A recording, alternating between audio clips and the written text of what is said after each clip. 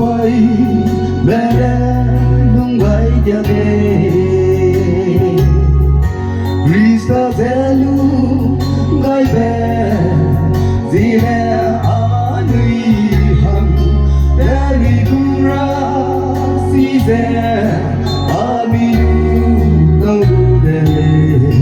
sui zubi di se wang sang de ya moi tin mi in nong ze lu la la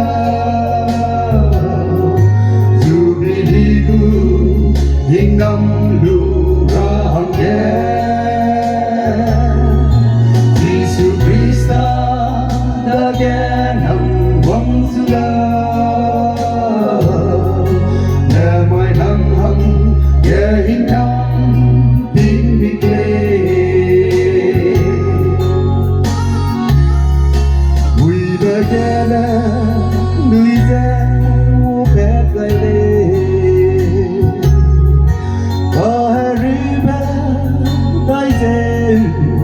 đâu bấm lên xe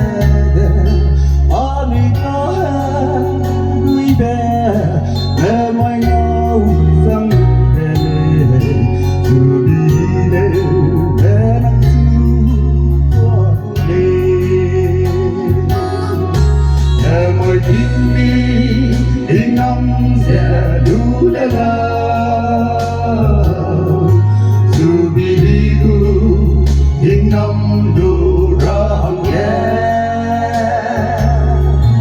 Giêsu Christa đã ghé nằm vắng sula nè mai nắng hằng ghé in năm tin bị kê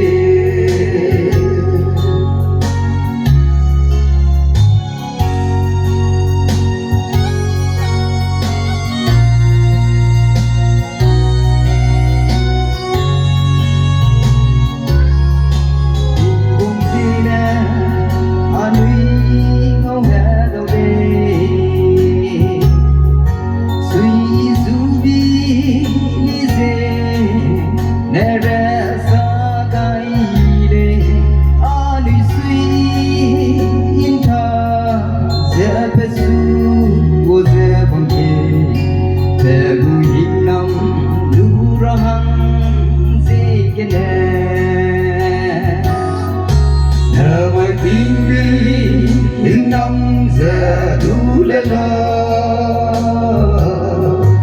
dù đi đi du in năm đủ ra hằng ghé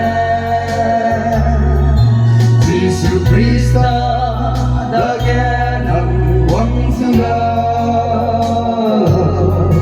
nè mỗi nắng hằng ghé in năm tin bị kê nè mỗi nắng hằng ghé in năm tin bị kê Saya wajib ingat mereka Jubilee was in Ambil Tawat kita, amen.